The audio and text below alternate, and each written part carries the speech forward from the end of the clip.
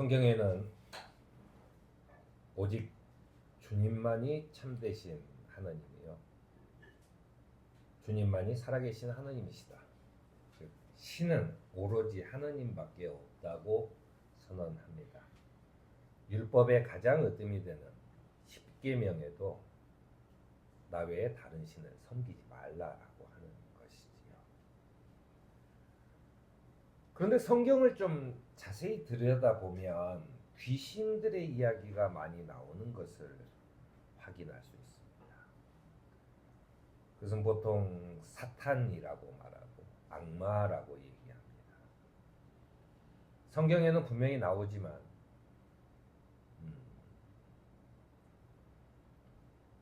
일부 교회를 제외하고는 이 얘기를 잘 안 하죠. 오히려 이 사탄이나 마귀, 악마 뭐 이런 내용들은 아마 영화나 문학 작품이나 이런 데서 훨씬 더 많이 나옵니다.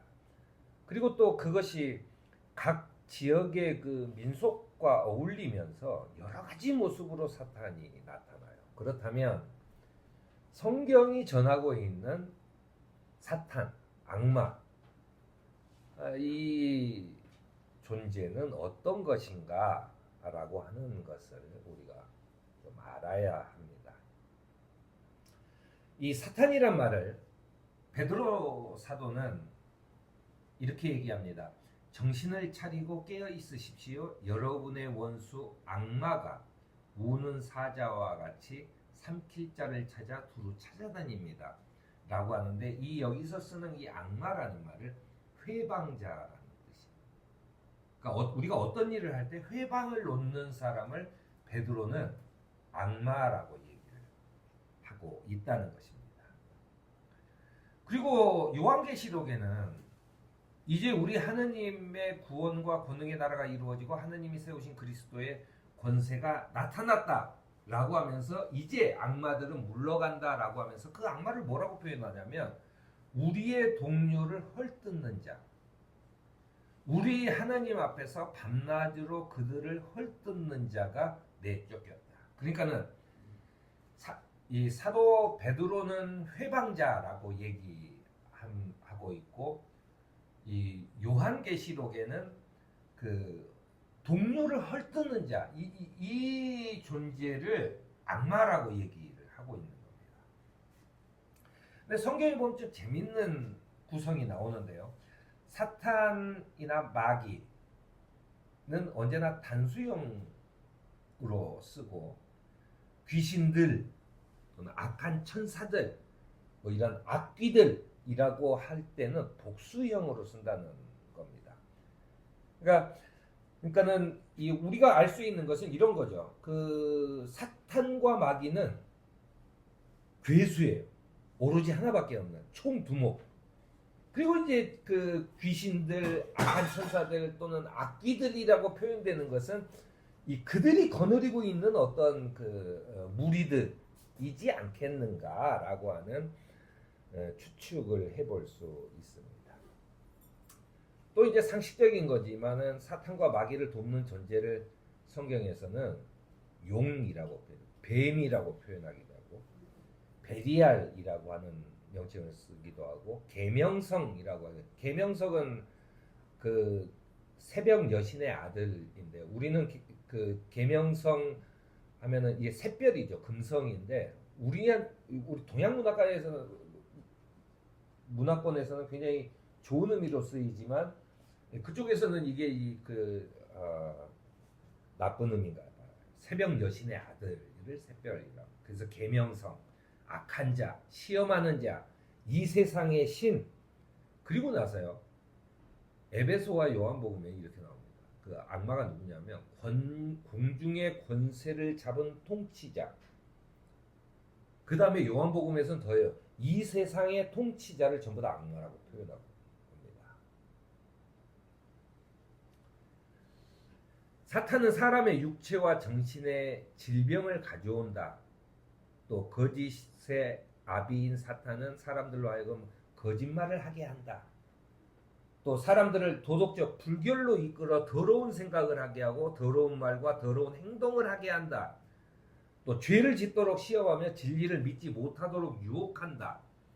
그리고 빛의 천사인 것처럼 가장하여 자기를 믿게 하고 우는 사자처럼 신자들을 위협하고 괴롭히는 존재를 이렇게 표현하고 있어요. 아마 이런 힌트를 가지고 이 그 문학 작품이나 예술이나 이런 그 영화 같은 데서는 그렇게 이 작가의 상상력이 더해져서 표현이 된 거겠지요. 근데 이제 우리가 주의해야 할 것은 악마는 나는 악마야! 라고 머리에 뿔 달려서 갑자기 나타나면 우리가 그걸 누군지 알 거 아니에요. 그걸 멋있게 생겼다 하고 쫓아가는 사람은 굉장히 드물 것 같은데, 이 주의해야 할 것은 사탄 이런 마귀는 항상 자신의 일이 하나님의 은혜인 것처럼, 자신이 하고 있는 일이 하나님의 일인 것처럼 나타난다는 게 문제입니다. 아마도 그래서 악한 천사라고 하는 표현이 나오지 않았을까 생각을 해봅니다. 요한 1서에는 사랑하는 여러분, 어느 영이든지 다 믿지 말고, 그러니까 뭐 누가 하느님의 은혜로 뭐가 됐다 하는 그런 하느님의 일인 것처럼 말하는 그런 어느 영이든 다 믿지 말고 그 영들이 하나님에게서 났는가를 시험해 보시라고 하는 권면을 합니다. 거짓 예언자가 세상에 많이 나타났기 때문에 그렇다는 거예요. 여러분은 하느님의 영을 이것으로 알 수 있습니다. 곧 예수 그리스도께서 육신을 입고 오셨음을 시인하는 영은 다 하느님에게서 난 영입니다. 그러나 예수를 시인하지 않는 영은 다 하느님에게서 나지 않는 영이고 그것은 그리스도의 적대자의 영입니다. 여러분은 그 영이 올 거라는 말을 들었습니다. 그런데 그 영이 세상에 벌써 와 있습니다. 라고 증언합니다. 그러니까 일단은 뭐 우리가 흔히 알 수 있는 내가 재림 예수다, 내가 하느님이다 라고 말하는 것은 아마 이 기준에 따지면 무조건 악마이죠. 무조건 돌아볼 필요도 없이 그런 겁니다.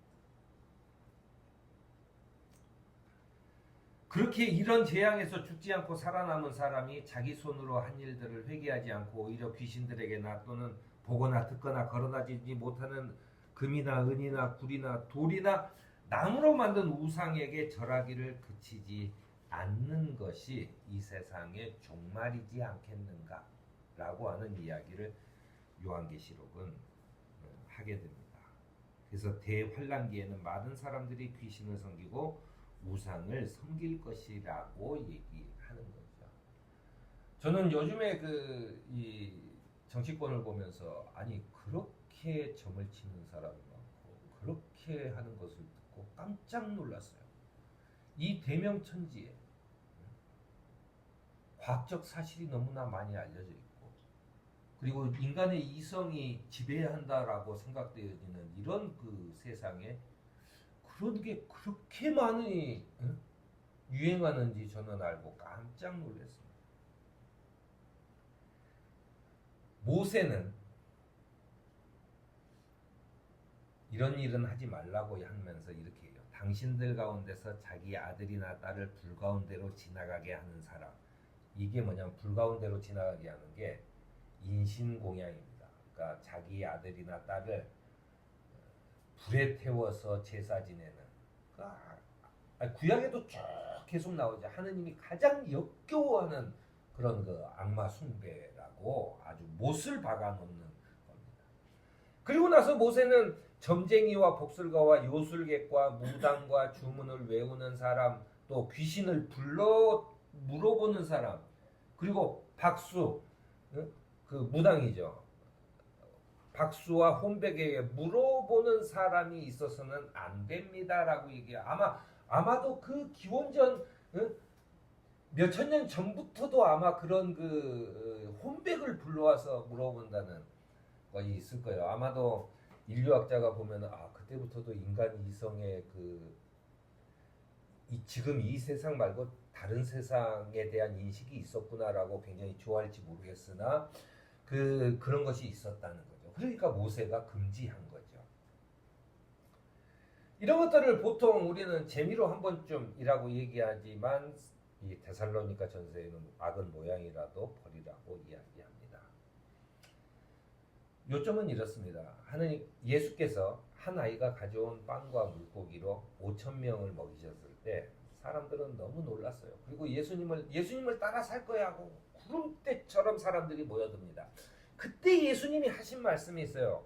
뭐냐면 너희가 나를 찾은 것은 표징을 보았기 때문이다. 그러니까는 이 빵과 물고기로 5천 명이나 먹이는 걸 봤기 때문에 따라오는 거야. 그게 신기하니까 따라온다는 거야. 응? 와, 저 정도의 능력자면 우리가 따라가야지 하고 따라온다는 거야.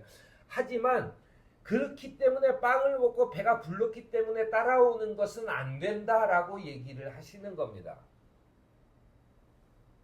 예수께서 그 빵과 그 물고기를 가지고 5천 명을 먹이신 것은 그들이 배고팠기 때문에 그들을 먹이려는 게 목적이 아니고 그걸 통해서 보여주려고 하신 게 있었어요.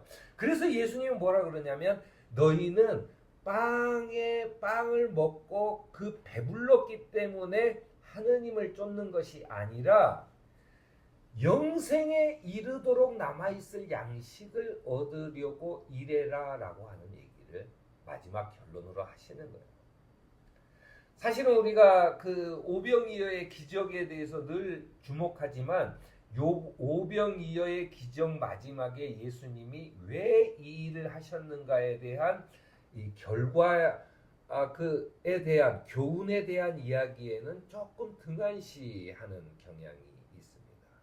그건 뭐냐면 오늘 먹고 배부른 것은 다음 끼가 되면 또 배고파지는 거예요. 하지만 영생에 이르도록 남아있을 양식을 얻으려고 해야 된다는 거예요. 사실은 사탄이든 마귀든 우리에게 항상 유혹하는 것은 당장 먹을 양식입니다. 한 번 먹고 길어야 하루 지나면 배고파서 없어져 버립니다.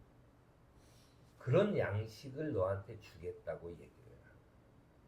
하지만 영생에 이르도록 남아있을 양식을 얻으려고 하는 사람이야말로 악마와 마귀의 이 유혹으로부터 벗어날 수 있는 것이라는 이야기입니다. 불확실한 시대 속에서 사는 우리지만 허망한 것들을 찾지 않고 영원한 진리를 찾는 그런 저와 여러분이 되기를